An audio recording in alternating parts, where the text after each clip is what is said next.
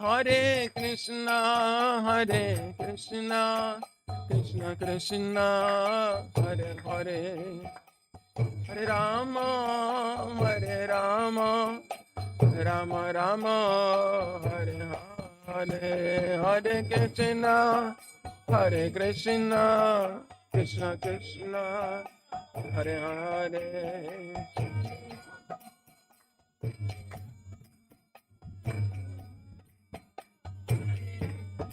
Hare Krishna, Hare Krishna, Krishna Krishna, Hare Hare, Hare Rama, Hare Rama, Rama Rama, Hare Hare, Hare Krishna, Hare Krishna, Krishna Krishna, Hare Hare.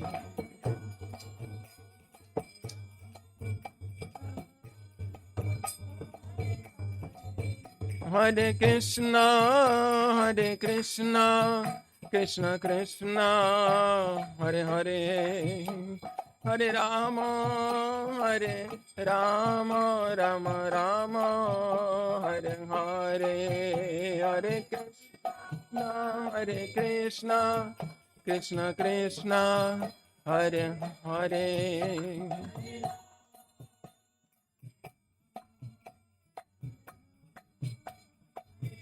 Nitai Gaura Hari Bol, Hari Bol, Hari Bol, Nitai Gaura Hari Bol.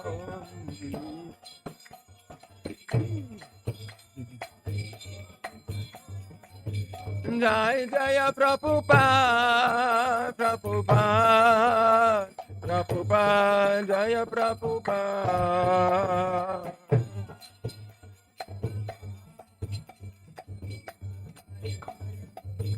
Jaya Jaya Prabhupada, Prabhupada, Prabhupada, Jaya Prabhupada.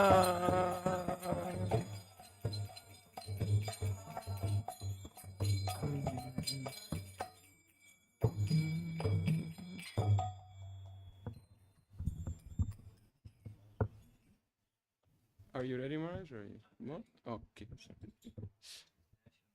People are gonna have to be. Whenever they come, they come.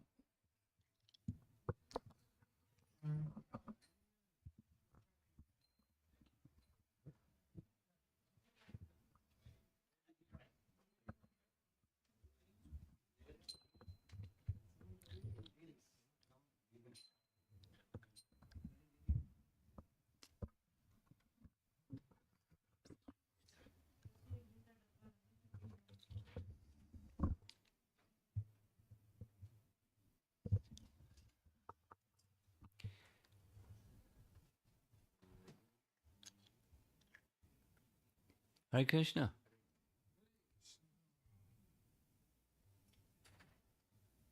Haribol.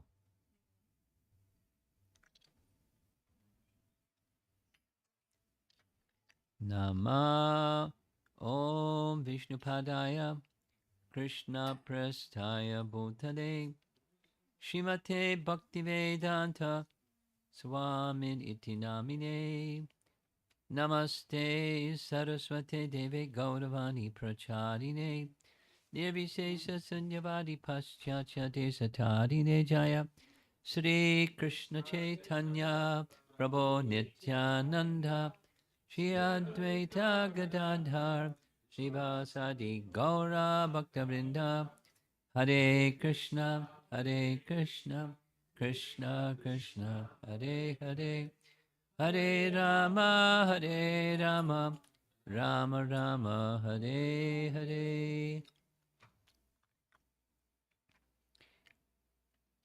The plan, let's see how it works, is to discuss the prayers of Queen Kunti, and before the prayers of Queen Kunti, a little something about Queen Kunti. So I thought a nice way to begin would be to go around the room and ask each person in the room to say something. Not everything, but something about Queen Kunti. And we're going to start with our youngest member here. Says something about Queen Kunti. Would you like to say something about Queen Kunti?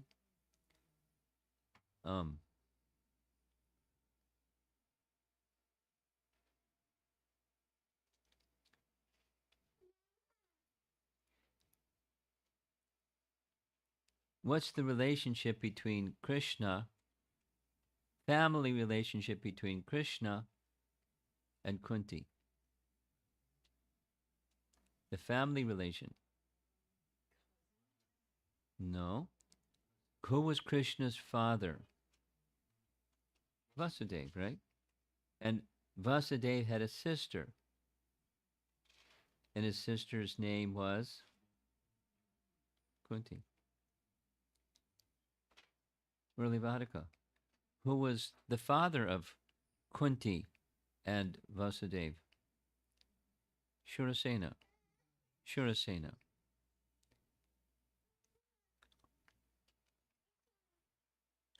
What would you like to say about Kunti?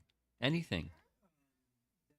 She prayed to Krishna that for all the calamities, just keep them coming. Basically, she said, when I have the calamities, I remember you. Not only she remembers, but Krishna comes. So, yeah, she prayed like that. The circumstance, I'm just elaborating. The circumstance was they had a calamity, and Krishna came many times. But in this particular, these prayers of Queen Kunti, Krishna came all the way from Dwarka to Hastinapur to help them in calamity time. The calamity's over. Krishna's going to leave.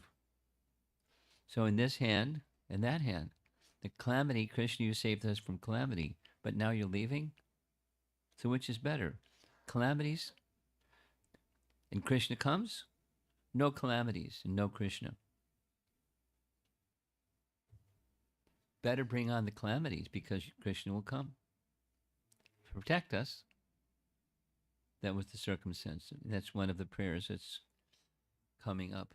Would you like to say something about Queen Kunti? Anything at all?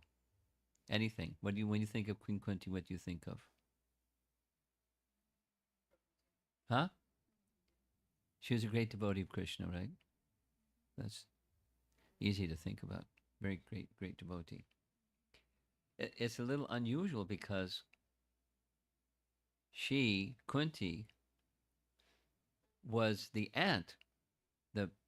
Her brother's son was Krishna. And she's a devotee in praying to her brother's son.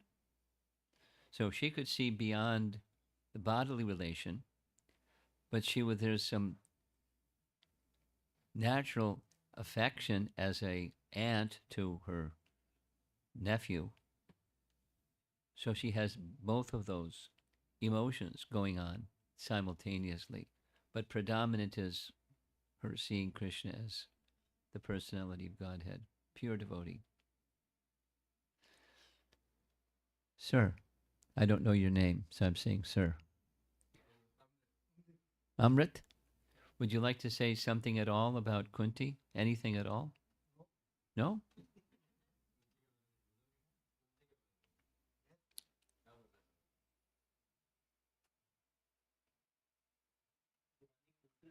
Okay, let me do this one. Kunti had some sons. Do you know the names of Kunti's sons? 5. You know the names? 5. 1, 2, 3, 4, 5. The firstborn son was Yudhishthir. Second-born son, Arjun. Third-born son, Bhima. No, okay. So now, there were 6 sons. Karna. We're going to hear about Karna in a moment. Okay. Our host. How is it? You know the history. how is it that Kunti had 6 sons by different fathers? How was that happen? I don't know the exact story, but before she got married, she did do some tapasya, and from Suryadev, she had the very. No, not exactly. Here's what happened. She was a young girl, and one great sage, his name starts with a D, came to town. Durvasa Muni. And everyone, look out, here comes Durvasa Muni. Go this way, go that way. But this young girl, she was not intimidated. And Durvasa Muni, was hungry. So she made something for Durvasa Muni. And Durvasa Muni was so pleased with her. I mean, she was, besides, she was a good cook. She was very respectful and not afraid. So what did Durvasa Muni say? You remember? Durvasa Muni said,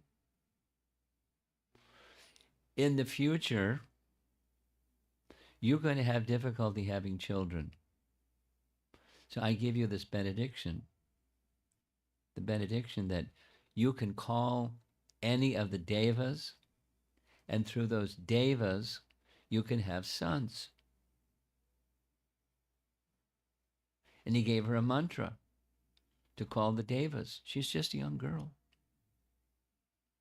the daughter of Shurasena. And she chose to call Suryadev. First, she was curious, young girl, mantra. So she called Suryadev. She chose. Before she was married. Before she was married. Before she was married. And Suryadev came right to her room. And she thought, oh no, how will this work? Because I'm not married. He said, don't worry. The pregnancy will be instant. Well, how will I explain that I've got a child? You got a mantra from Durvasa Muni. So you just checked it out. So Suryadev is right in the room with her.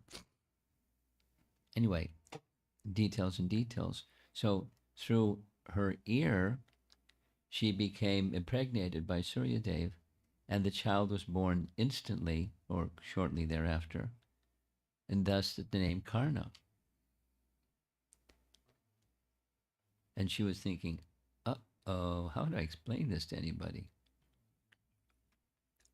So she did what she did. She put him in a basket, floated down the river. A chariot driver found the basket, and then she became he became the son of a chariot driver. So he was although he was, etc., etc., born with the, yes, armor of Surya, he's somehow Shudra. And that became a problem for him. He wasn't born Shudra, but he was raised. He was raised like that. So people, because that appeared to be his father, he was of the quality of a deva, but apparently the son of a Shudra. So he wasn't honored as a Kshatriya, although he was certainly qualified. That was a problema. Big problema. Govind, do you want to add something, anything about I Kunti? was thinking, they say there are no atheists in foxholes, and in difficult situation comes everybody just wants to find out more about God. And so it's a dire situation, but she welcomed this situation voluntarily too. She didn't. She wanted this situation so she could remember Krishna. And Krishna orchestrated it so that her remembrance of Krishna could be enhanced and facilitated and strengthened.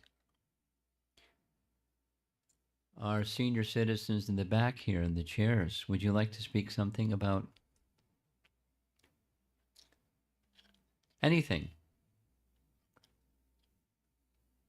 Krishna was always in her mind. Yes. Yeah. And her heart. And she had a deep love, deep dependence upon Krishna. Yeah. Mataji? Anything. Something. Tough mother. Tough or soft? Tough. She was soft too. Wasn't she tough? She went through all the calamities, yet she was. Oh, she didn't break when there was calamities. That's some kind of tough. Well, here's she was soft and tough at the same time. Here's the soft one of the soft ones. When Arjuna won the hand of Draupadi, and the 5 brothers came back to Kunti. The 5 brothers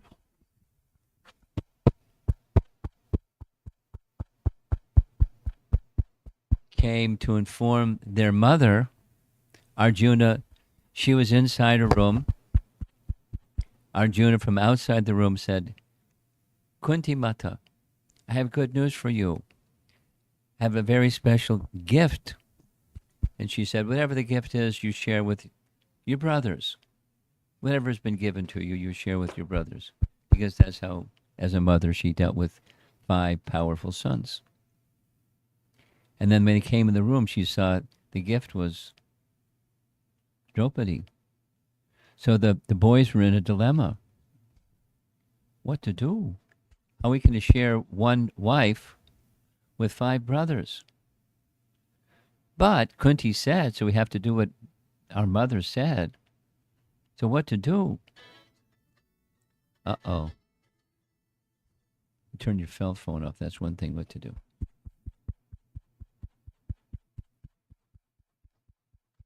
So what did they do? Remember what they did? They went to Vyasadeva. Remember? They went to Vyasadeva. And Vyasadeva said, no problem.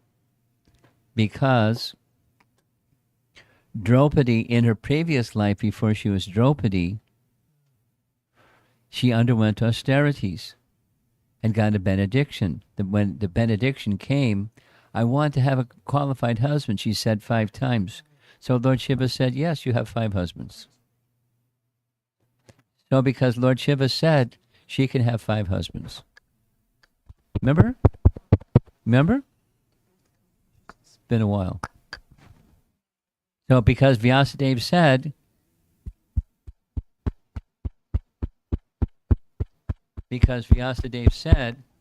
so it was okay. Draupadi married. But the word of Kunti, the kindness of Kunti was that all 5 brothers should share everything equally. She was strong, but soft.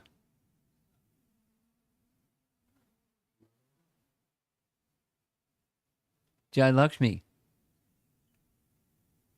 your turn. You're the not last. You're the last, but not the least.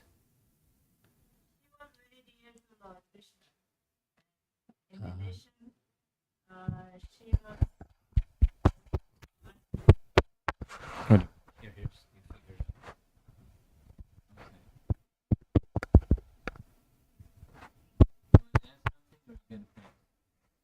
Anything. Hare Krishna.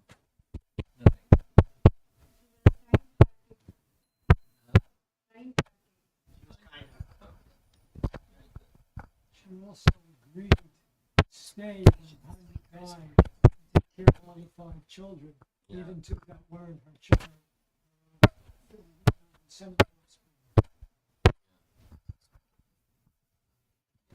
Hare Krishna. I'm going to show you the family tree. And there you see in this brother and sister,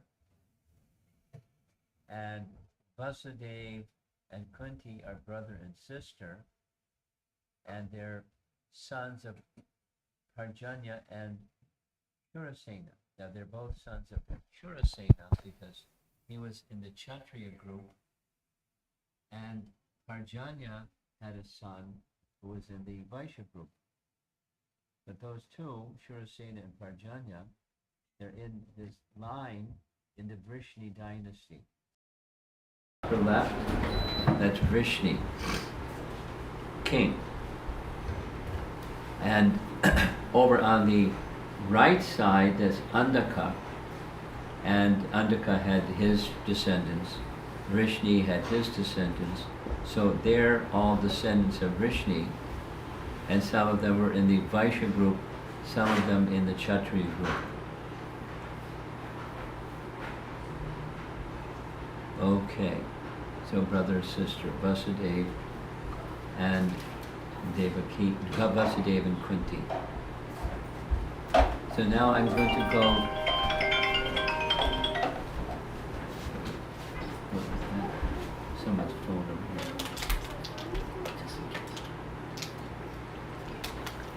Mataji, is this your phone? It just rang.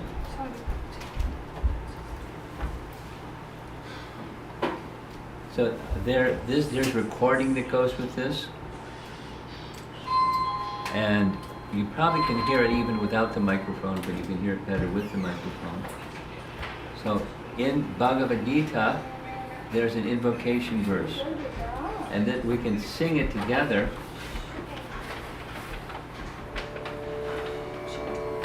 Responsively. Microphone. It's working online, just the speakers are working.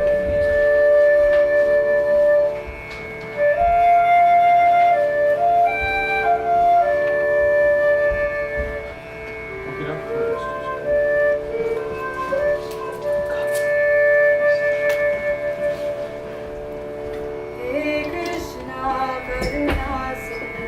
After she sings, then you can sing. After.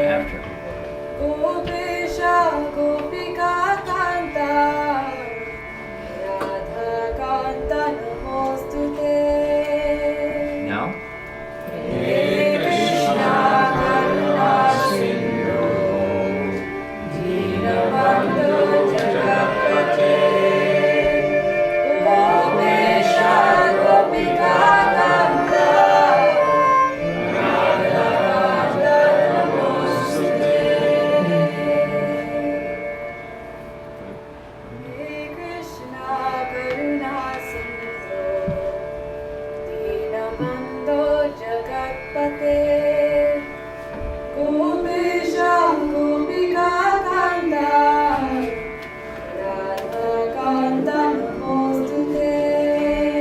Pause.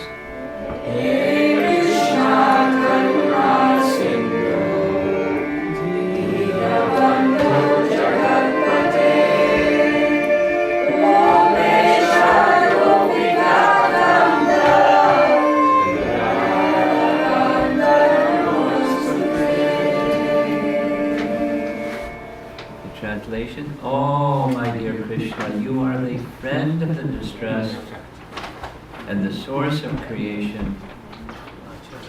You are the master of the gopis and lover of Radharani. I offer my respectful obeisances unto you. And this painting is showing the scene where Krishna, having taken care of the calamity of the big conflagration with the Kauravas and the Pandavas, he, Krishna, attended the coronation ceremony of Yudhisthira. Yudhisthira is now the emperor of the world, ruling the world with his four brothers, and he's now heading back to Dwarka. That's his home. But he left his home because of a calamity. And now you see in the painting huge crowd of down the left, there's a balcony, and behind him there's thousands and thousands of people assembled. Queen Kunti had privileges. She worked her way through the crowd, getting right up to Krishna's chariot and offered prayers. Basically saying, don't go. But she didn't say don't go. She said many other nice things. Many other nice things. So that's Kunti's prayers. And there are predominant features in her prayers, one of which is humility, because these are characteristics of Queen Kunti. She has a natural Vaishnava quality of humility. She doesn't think highly of herself. She thinks highly of Krishna and not so highly of herself.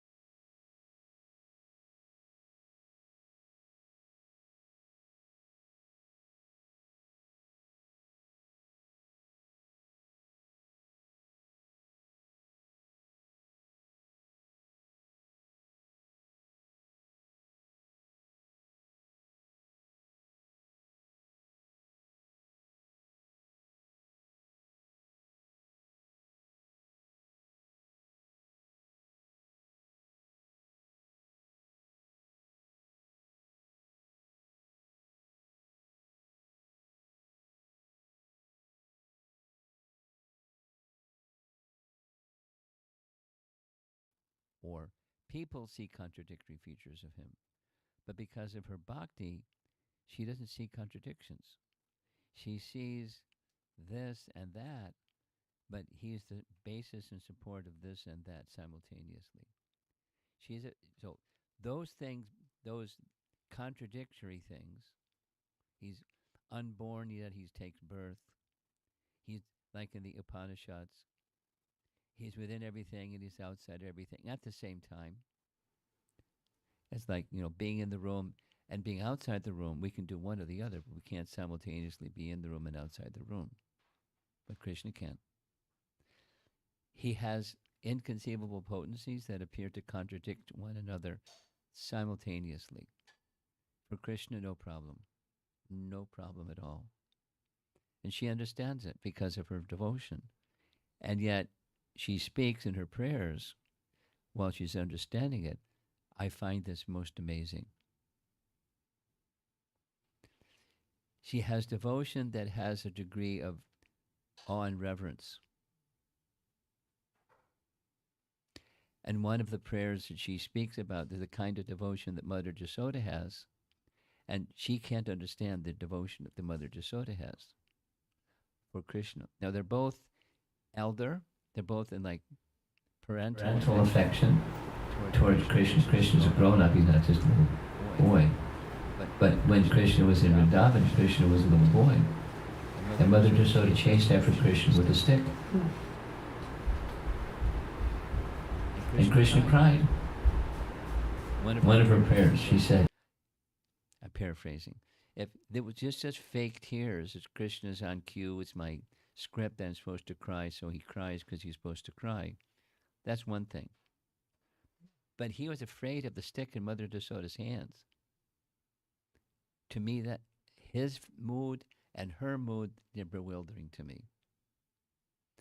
Because she has this Aishvarya, or the majesty of Krishna, although the majesty is the majestic one, is her nephew, her brother's son.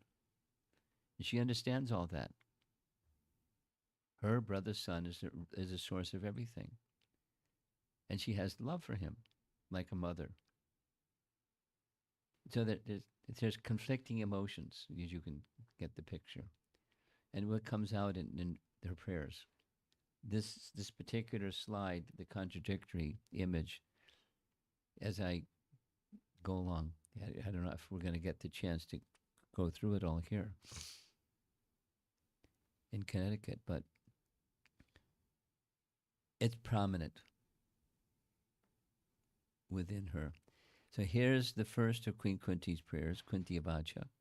And the same system we just did, there's someone that has a nice singing voice and has some musical accompaniment with her.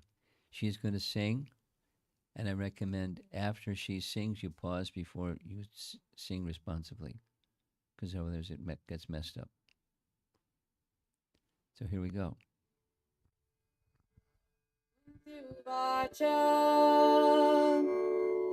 Namaste Purusham Tatyam Swaram Prakriti Param Alaksham Sarvabhutanam Sarvahiravastitam Namaste Purusham Tatyam Swaram Prakriti Param Alaksham Sarvabhutanam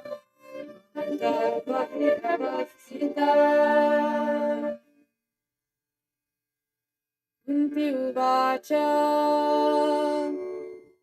Namaste Purusham Tatyam Swaram Prakriti Param Alaksham Sarvabhutanam Sarvahiravastitam Namaste Purusham Tatyam Swaram Prakriti Param Alaksham Sarvabhutanam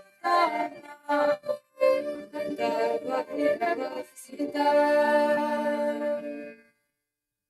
Contradictory, one of the contradictory. You're existing both within and outside of everything, yet you're invisible to all. All pervasive, within everything, outside of everything at the same time, and yet invisible. Invisible in the sense that people can't see you for who you really are. They can see him, and they think of him depending upon their position. They see him, but they don't really see him. O Krishna, I offer my obeisances unto you because you are the original personality and are unaffected by the qualities of the material world. You are existing both within and without everything, yet you are invisible to all. So the painting on the right, this is showing Mahavishnu. Mahavishnu is reclining on the causal ocean. We don't see the goddess of fortune, Lakshmi, with Mahavishnu for a reason. Mahavishnu has Rama Devi within, and he's enjoying eternal pastimes with Rama Devi within. And then from Mahavishnu is coming so many universes, and within each of those universes, Mahavishnu expands into forms of Vishnu known as Garbhodakshaya Vishnu. And then Garbhodakshaya Vishnu expands within every atom and within the heart of every living entity as Shirodakshay Vishnu. So 3 Vishnus. Vishnu, Vishnu, Vishnu. By different names according to function, and each of those Vishnu forms their expansions, as we see up at the top, from Krishna. And the painting is meant to show that Mahavishnu was reclining on the causal ocean, but this causal ocean was in a cloud of Prakriti. In that particular cloud of material nature, it's called Mahatattva. Mahatattva, that's the cloud. And on the other side of the cloud is the spiritual sky. Or say it the other way. Just like it's been a stormy day. So within the sky, there's clouds. But on the other side of the clouds, there's the sunshine. Go zoom, zoom, zoom in some craft, and on the other side of the clouds, and it's bright and sunny. So that's the bright and sunny spiritual sky. In the vastness of the spiritual sky, there's a cloud called the Mahatattva. Within the Mahatattva, Mahavishnu is reclining on the causal ocean, and the universal affairs are going on by his arrangement, by the arrangement of Vishnu. And the arrangement of Vishnu is but an expansion, a partial expansion of the total arrangement of everything that comes from the source of everything. So back to something I said earlier. Very simple. There are 2 things. There's Krishna and there's Krishnas. And there's not a third thing. There's no void in the creation of God, because void means there's something that's nothing that in relation to Krishna, but there's no such thing.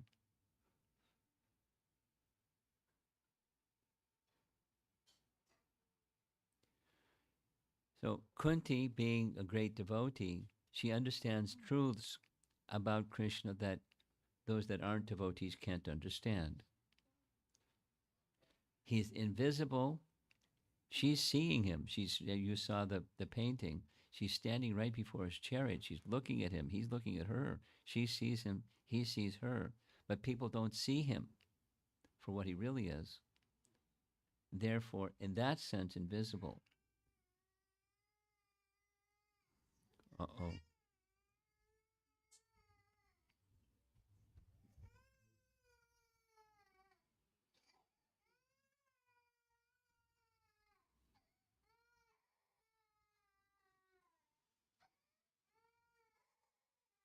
What happened?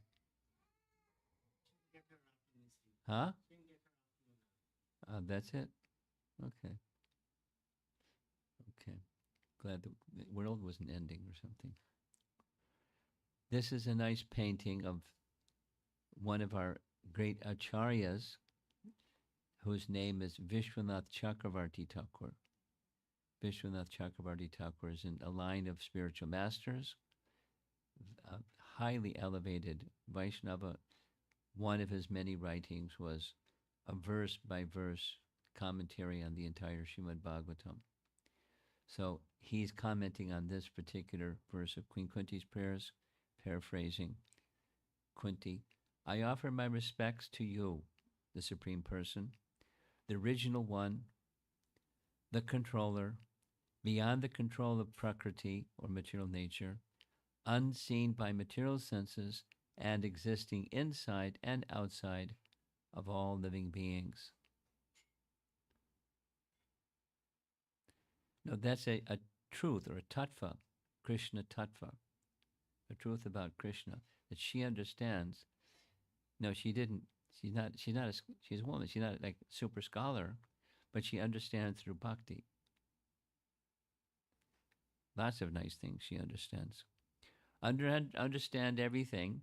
So he has this procedure in his commentary where he makes statements, then he raises a question like a doubt. Well, if you said this, but what about that? Then he answers the what about that question. Then comes another question, and then the answer to that question is That's the system he's going to use.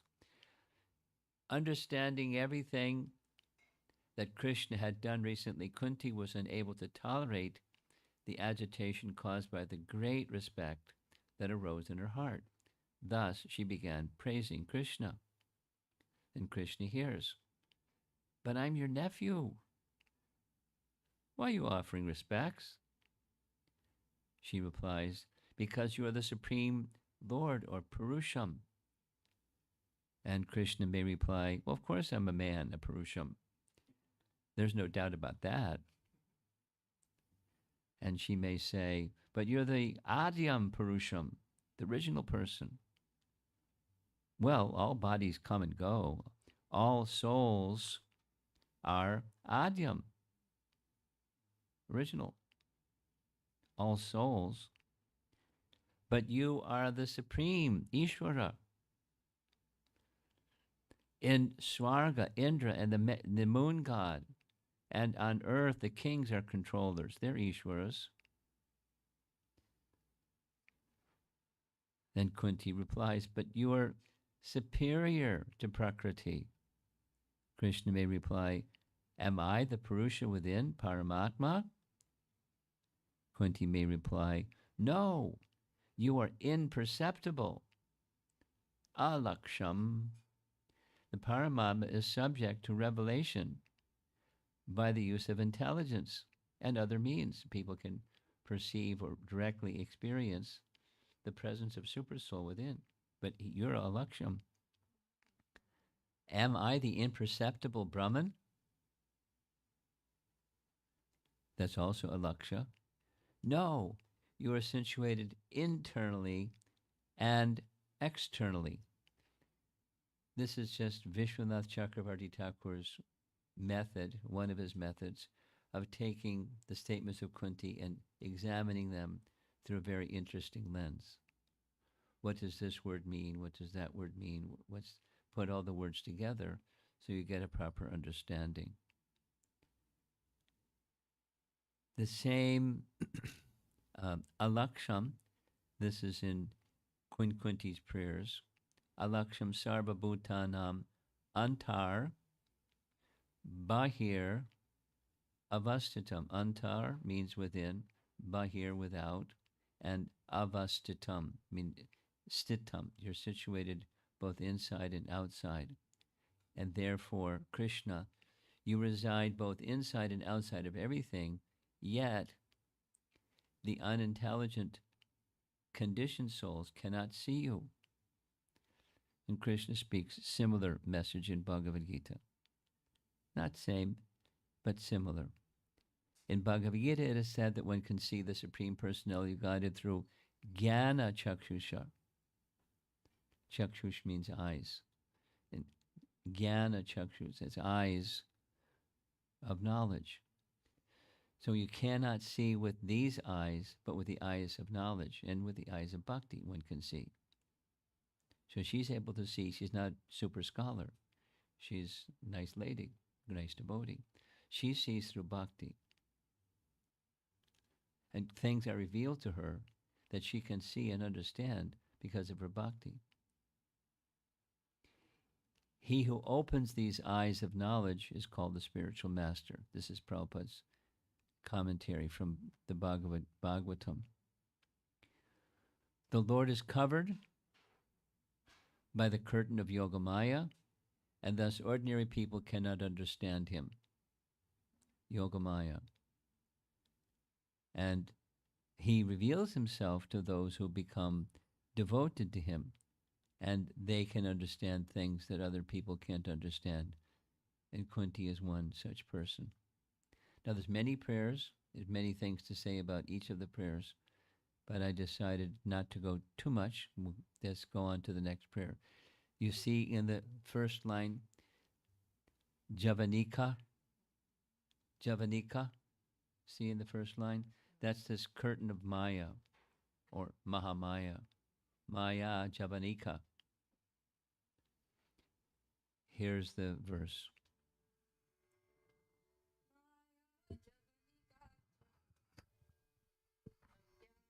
Shajamavyayam न लक्ष्यसे मूढदृशा नाट्यधरो यथा माया जनिकाचन्द्र अज्ञातव्यया न लक्ष्यसे मूढदृशा नाट्यधरो यथा माया जगनिकाचन्न यादुक्षजमव्ययम् न लक्ष्यसे मूढदृशा नाट्यधरो यथा माया जगनिकाचन्न यादुक्षजमव्ययम् न लक्ष्यसे मूढदृशा नाट्यधरो यथा. One of Prabhupada's favorite words is this word mudha. Na lakshyase mudha drisha. There are those who are in the category of mudhas, foolish, unintelligent persons. They cannot see him. Rather, they see him like an actor dressed as a player, and so they don't recognize him. Translation. Being beyond the range of limited sense perception, you are the eternally irreproachable factor covered by the curtain of deluding energy. You are invisible to the foolish observer, exactly as an actor dressed as a player is not recognized. Just as an actor dressed as a player is not recognized. There's a nice pastime in Lord Chaitanya's Leela where different devotees, Lord Chaitanya was the script creator and the chief director and one of the actors and so forth and so on. And different persons were astonished to see the scene that he had enacted or dramatized. They didn't recognize, who's that, who's that, who's that.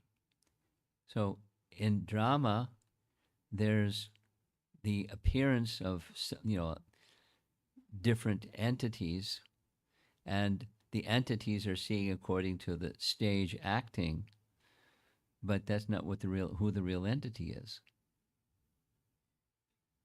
So similarly, Krishna is not seen because of the covering power of Maya. It's a nice painting. There's at the bottom, there's the three modes. In the left side, that's Lord Brahma, who is the presiding personality of passion or creation. On the right side, Lord Shiva, the quality of destruction. And the center is Lord Vishnu, forearm Lord Vishnu. So goodness, passion, ignorance, three modes of nature. And through the three modes of material nature, Maya bewilders and causes illusory conceptions of things, of oneself, the world, relationships, and you name it. Maya covers everybody.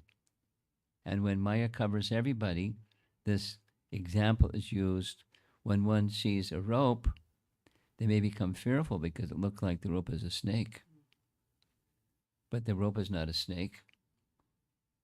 And another nice example of this, you're all quite familiar. In Krishna's pastimes, in Vrindavan, the young girls, they observed a certain vrata during the coldest month in Vrindavan. It gets cold in Connecticut in the winter. It gets really cold. It doesn't snow, but it gets really cold in Vrindavan.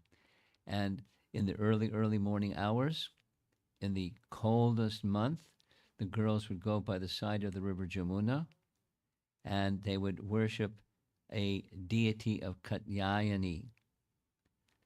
And Katyayani is an expansion of Krishna's internal potency manifest as his external potency, or Durga. It's the name of Durga, Katyayani. So they fashioned, because they weren't wealthy, they were little village girls, they fashioned a deity made of earth, or put it more bluntly, mud. Earth mixed with water, fashion it into the shape of a deity, and then dress the deity after the mud dried. And that was their Katyayani Murti. So they offered prayers to the Murti of Katyayani, and the prayer, and then they would enter into the river to take cold bath in the coldest month, in the coldest part of the day, in the early morning hours. And they did that every day for a month. Katyayani Vrata. So Krishna, knowing their desire, he came along, and when they had put their clothes by the side of the river, Krishna took their clothes and put them in a tree, sat in a tree, and asked the gopis one by one to come get your clothes. And it's a pastime. On the right side, it shows that Katyayani deity, the girls coming before Krishna to get their clothes. And later, and there's a wonderful description of the pastime, but he actually married the girls. But this is just like child's play. Here's the commentary. Each of the young unmarried gopis, girls, performed her worship while chanting the following mantra. Oh, goddess Katyayani. Oh, great potency of the Lord. Oh, possessor of great mystic power and mighty controller of all. Please make the son of Nanda Maharaj my husband. I offer my obeisances unto you. So there's Durga, and this particular feature of Durga is Katyayani, because she fulfills such desires when worship is done of her and austerities are done on her behalf. And so they have a desire. I find it one of the most amazing things of this pastime is they're all offering the same prayer. Now, imagine a bunch of girls getting together. They want the same person as their husband, and they don't have any envy. Is that going to happen? It's not going to happen. They're very special girls. They're also highly qualified. Commentary on this little pastime. According to various acharyas, the goddess Durga mentioned in this verse is not the illusory energy of Krishna, called Maya, but rather the internal potency of the Lord, known as Yogamaya. The distinction between the internal and external or illusory potency of the Lord is described in the Narada Pancharatra. In a conversation between Shruti and Vidya, which has got to be a really elevated discussion. Shruti, the message of the Vedas through sound, and another female, Vidya, they're discussing. Here's the quote. The Lord's inferior potency, known as Durga, is dedicated to his loving service. Being the Lord's potency, this inferior energy is not different from him. There is another superior potency whose form is on the same spiritual level as that of God himself. Simply by scientifically understanding the supreme potency, one can immediately achieve the supreme soul of all souls, who is the Lord of all lords. There is no other process to achieve him. That supreme potency of the Lord is known as Gokuleshwari, or the Ishwari, or goddess of Gokula. Her nature is to be completely absorbed in love of God, and through her one can easily obtain the primeval God, the Lord of all that be. This internal potency of the Lord has a covering potency known as Mahamaya, who rules the material world. In fact, she, Mahamaya, bewilders the entire universe, and thus everyone within the universe falsely identifies himself or herself with the material body. So this feature, the verse, this is commentary on the verse, where the prayer is to Durga, but it's a feature of Durga that's not the external. It's the original, from which the external, from which the reflection comes, is the original. And the original is the Katyayani they were worshipping is the internal potency. Now it's a nice science. It's important to understand this world is a reflection, the material world is a reflection of the spiritual world. Yes? There's a whole chapter in Bhagavad Gita that describes that. The banyan tree example. You know the example? Banyan tree example. There's no such thing as a tree that has the roots growing up and the branches growing down.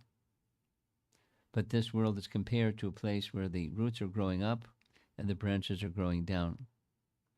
So where is there such a thing? There's such a thing as a reflection. Here's a tree, and there's a body of water in front of the tree. And you look at the reflection of the body of water, and you see the roots are growing up and the branches are growing down. The reflection is upside down. And the real thing is right side up. And one who becomes so enamored by the reflection and trying to be the enjoyer of the reflection, they can't see the real tree. They're just not able to see it, although it's where the shadow is coming from. So this world is a reflection or shadow of the spiritual. The gopis were worshipping the original, the spiritual potency, Katyayani, of which there's a reflection. They weren't worshipping the reflection. They were worshipping the original. And specifically, the purpose of the original is to give access to the Supreme Person, the potent. There's the Shakti and there's the Shaktiman, the possessor of Shakti. So Katyayani in the spiritual sense is the Shakti of Shaktiman. And then there's the reflection realm. So the whole purpose of Vedic life is to move from the reflection to the reality, in simple language. And worship is one of the ways to do that. Of course, you can't, if you carry a material conception into the realm of worship, the full effect isn't going to be accomplished.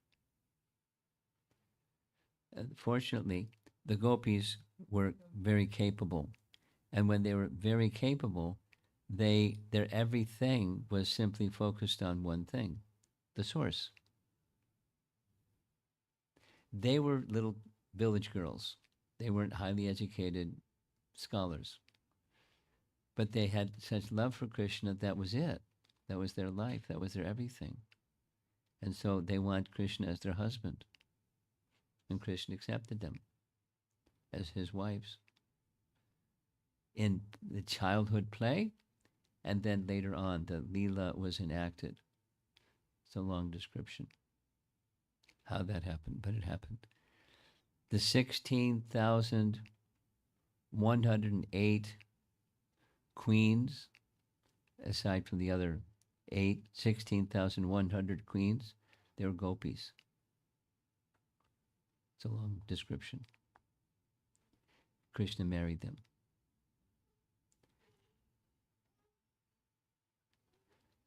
Here's commentary. This is just going to end with after this one verse. This is again that same Vishwanath Chakravarti Thakur, very elegant writer. He is paraphrasing their words. I do not know you covered by the screen of Maya, beyond the knowledge of the material senses, and unaffected, just as the puppeteer behind the screen moving the puppets is not understood by the eyes of the ignorant. So here's a little illustration. As you see, look closely, you see there's puppet strings. And it's possible that one can make a puppet to play a violin. Is the puppet playing the violin, or is the puppeteer playing the violin through the puppet?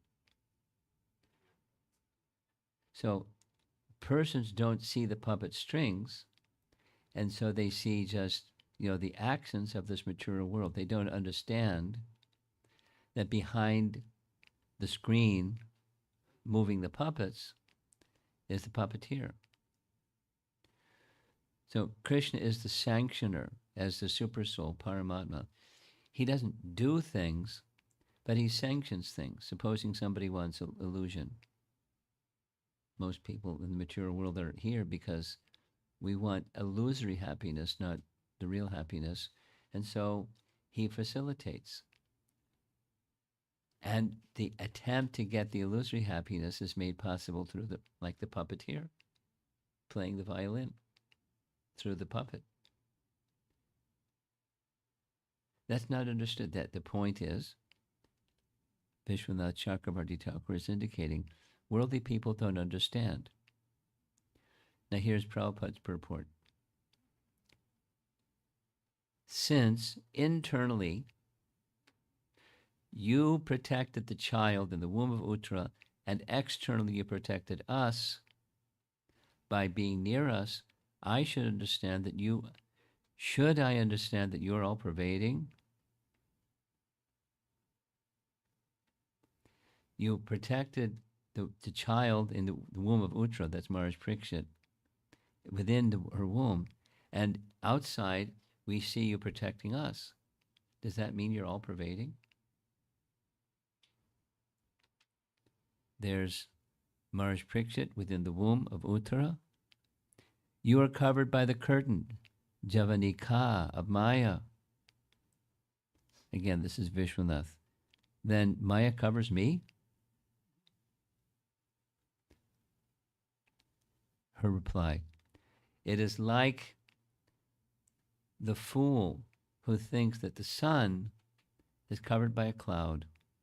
I see you as covered because my vision is covered by Maya, because you are beyond sense knowledge at Hoksajam. Sense knowledge, or Akshajam Jnanam, is situated below you. I do not have the power to contact you, since my knowledge arises from my senses, like the knowledge of a fool. But even if despicable people like me do not know you, there's no loss for you. You remain unaffected by this. Through her bhakti, she's revealing truths about Krishna that otherwise cannot be understood. So here's a nice image of clouds, hazy clouds blocking the brilliance of the sun. So the discussion goes on. Krishna says to her, but you see me directly and praise me. You know that I'm beyond Prakriti. Then why do you criticize yourself as being ignorant?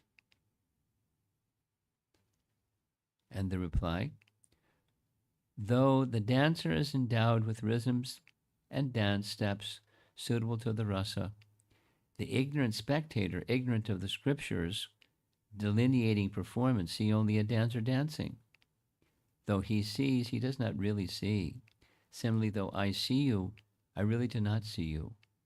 The word tata, or similarly, should be understood from the context. Though you protect the Pandavas, your devotees, since you are the soul within all of us constantly, you personally counteracted a weapon of Ashwatthama meant for killing the Pandavas.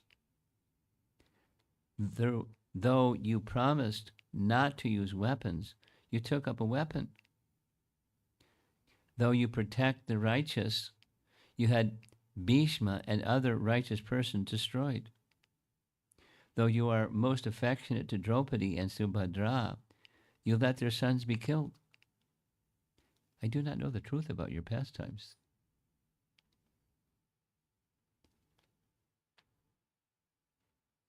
So back to this inconceivable feature. He's covered by a curtain of Maya. In him, all contradictory qualities exist, and they're reconciled. And her prayers are filled with these kinds of understandings.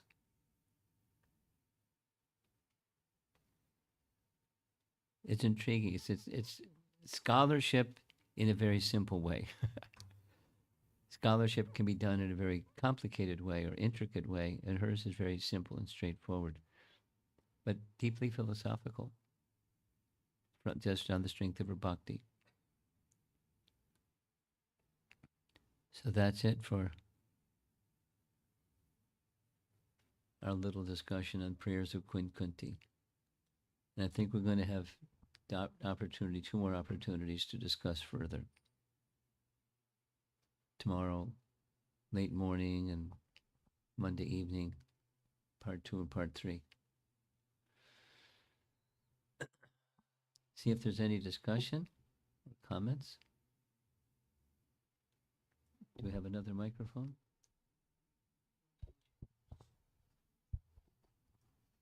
Understanding this idea that Krishna, you're protecting us. So it mentioned in the last thing you showed that although he protected Kunti and protected Draupadi and protected Kunti's sons, he didn't protect Kunti's grandchildren, 6 of them, the 5 that were killed in Arjun's son. So give us a clear understanding of what this protection is. Sure. A conventional understanding of protection is the body. Now, the details of the sons, etc., etc., etc., that's not physical protection, but it's ultimate spiritual protection. Ultimate spiritual protection. So there's the apparent contradictory statement. He's protecting, and he's especially fond of his devotees. So why not protect his devotees, these 2 sets of children and grandchildren?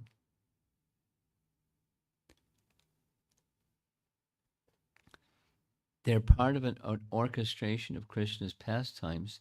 They're actually eternal associates of Krishna, not just wandering living entities sojourning in the material world. They have a function to play, and he's drawing them to him.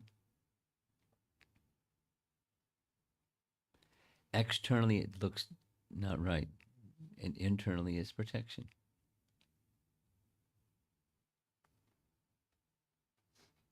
Something else, yes. Maharaj, you mentioned that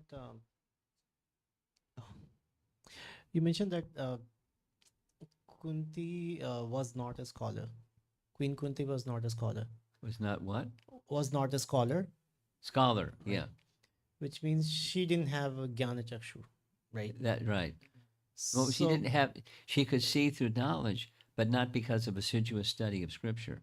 She wasn't that kind of Jnana Chakshus. Right. You mentioned 2 things. She was not a scholar, but she had bhakti. Yes, So- because. So let me interrupt. According to the Bhagavatam, according to Krishna's, the description of one who becomes a devotee, 2 things are bestowed upon that devotee: knowledge and detachment. Through the medium of bhakti, it's a subset. If you have bhakti, you have knowledge and detachment. Okay. So, and that knowledge comes from within. That comes not from bhakti. ex- Comes from bhakti. The power of bhakti carries that to the devotee. So, which means the knowledge comes from within. You didn't have to read the Yeah, scriptures. so, but when I was saying, you're pointing to, I said several times purposefully, she's not a scholar. She's a devotee. So she has knowledge, but not arising from scholarship, arising from bhakti. She has knowledge. She understands things that scholars don't understand. Maharaj, why did Queen Kunti had that bhakti, but not other ladies of that time? Why not? Well, there are other ladies of her time. But, not everybody has bhakti like she had bhakti. She is a special bhakta. She's a pure devotee. So pure devotees have things revealed to them that others may not have revealed to them. So But- Gandhari was not a devotee because she was also a devotee. She was devoted to her husband. Yes, of course, yeah, yes. Is a great soul. She was a mystic, for sure, but not a devotee. She had powers. It's confusing sometimes. Yeah. Well, but her power was not the power was a mystical power, not a power of bhakti. How could she, to say it negatively, how could she do what she did? Or knowing what she knew that her sons were doing and look the other way? If she was situated in transcendental knowledge, she couldn't do it. So her knowledge was a certain category, or capacity was in a certain category, a mystical capacity, largely, by her virtue. Highly virtuous, but compromised.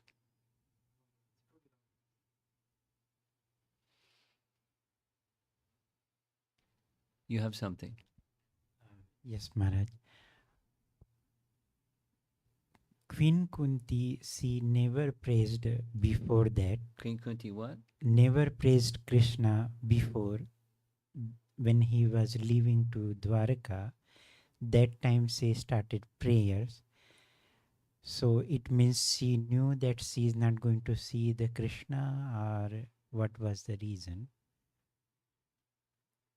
What to was offer what- the prayer? What was the reason for her doing what? To offer the prayers. She wanted Krishna to stay, but she didn't say, please stay.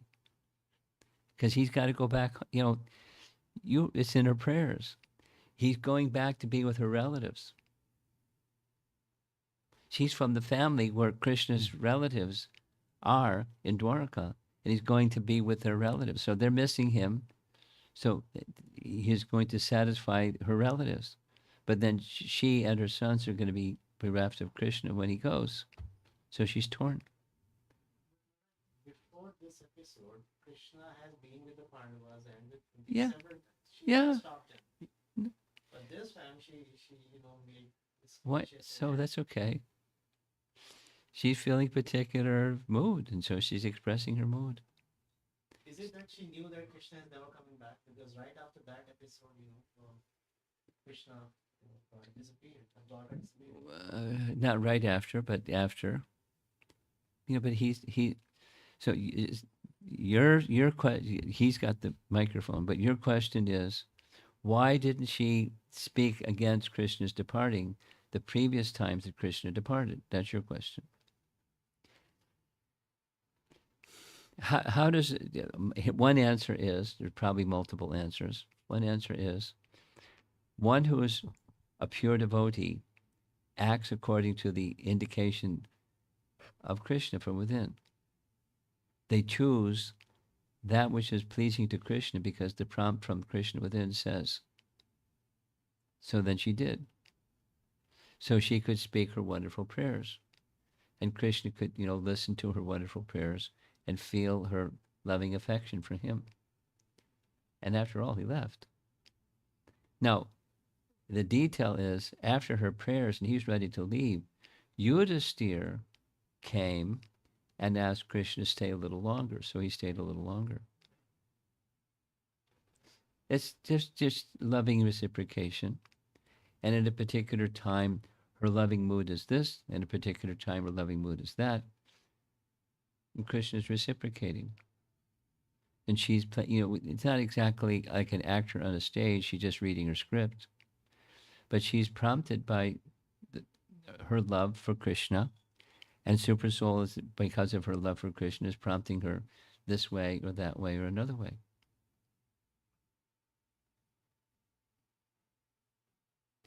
There's a really nice section along the lines of your question. There's a really nice section in Brihat Bhagavatamrita,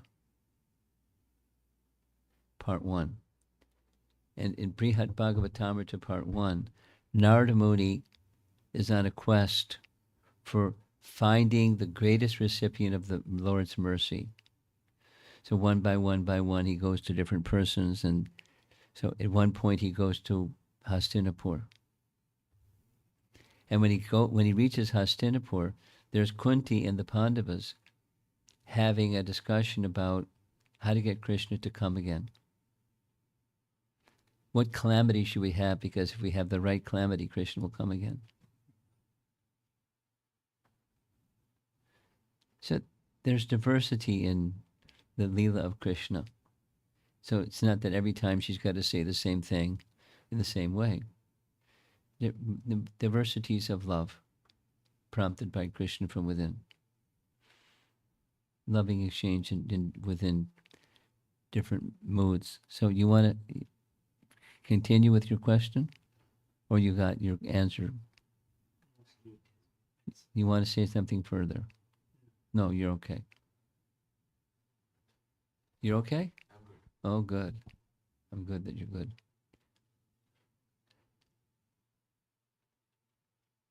Yeah. Kunti's knowledge came from Here comes the microphone. voice. Kunti's knowledge came from bhakti. At our level of bhakti, can we rest with the idea that we'll get knowledge from bhakti, or do we need knowledge to support our neophyte practice of Of bhakti? course. But but that knowledge is not to support our neophyte practice. The knowledge is to nourish our practice. Well, to say the same thing a different way. A or B. A, I read Bhagavad Gita because I'm going to get knowledge. I'm going to get knowledge from reading Bhagavad Gita every day, then I'm going to know Krishna better. B, I read Bhagavad Gita every day because by reading Bhagavad Gita every day, its purpose is to nourish my bhakti. I want to nourish my bhakti. That's why I read Bhagavad Gita every day, not just I want to know more stuff. More information, more information, more information. And no heart transformation. That's not what real knowledge is. I can still, such a person who has that kind of approach can see things that others cannot see. But that person who has that kind of knowledge can't see what a devotee can see. They'll see contradictions and get confused or have their interpretations, etc., but not reconcile the contradictions because they don't have bhakti. But the one that has bhakti can easily. And that's, for me at least, that's a big feature of Kunti's prayers. It comes again and again and again. She sees contradictions. She says she's bewildered. At the same time, she also is disclosing she understands what ordinary people that are simply Gyanis don't understand about Krishna or about anything, about life. Knowledge alone is not enough. Okay. Thank you all very much. Srila Prabhupada ki, Gaur Premanandi.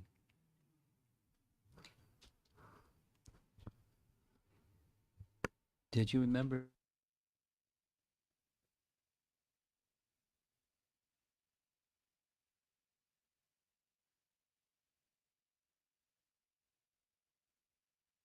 Before I left Chicago, they gave me this nice box of Tirupati Luglus.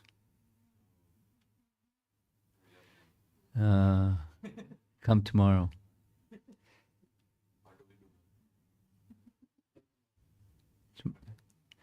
Not for the evening time because too many people for the temple program. Midday. I mean, I'll leave some. If you don't make it, I'll leave some with him, and he'll see that you get it. Okay. Prabhupada ki jai.